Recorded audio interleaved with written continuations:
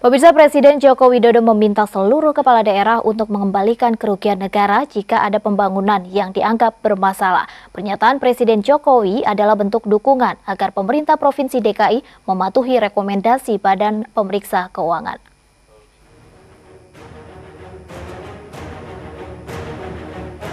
Penggunaan anggaran yang belum maksimal akhirnya memaksa Presiden Republik Indonesia Joko Widodo kembali angkat bicara.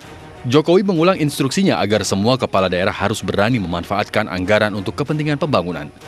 Presiden sekaligus mengingatkan agar kepala daerah tidak takut dengan kriminalisasi terkait kerugian negara yang mungkin timbul. Karena menurutnya, kerugian keuangan negara dalam rangka pembangunan bisa dikembalikan. Saya kira aturan di Badan Pemeriksa Keuangan jelas. Mana yang pengembalian, mana yang tidak. Pernyataan Presiden ini tentu menjadi bentuk dukungan untuk Badan Pemeriksa Keuangan. Ketua BPK, Hari Ashar, pernah meminta Gubernur DKI Jakarta Basuki Cahayapurnama alias Ahok untuk mengembalikan kerugian negara yang timbul dalam transaksi alih lahan rumah sakit sumber waras. Dasar balikinnya gimana? Saya sampaikan bahwa hasil audit orang Anda ini nggak benar.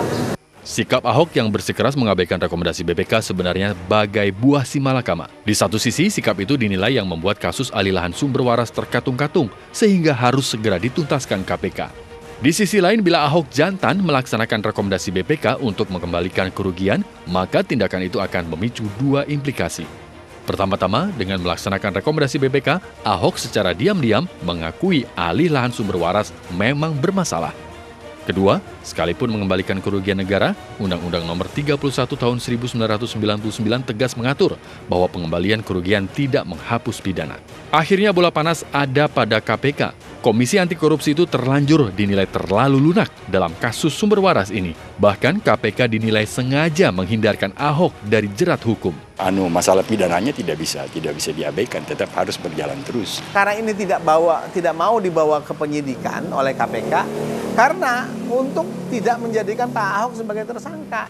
Lantas bagaimana nasib penegakan hukum dalam kasus alih lahan sumber waras? Ada tangan-tangan tidak kentara yang membuat penegakan hukum kita nampak merosot. Tim Liputan MNC Media melaporkan.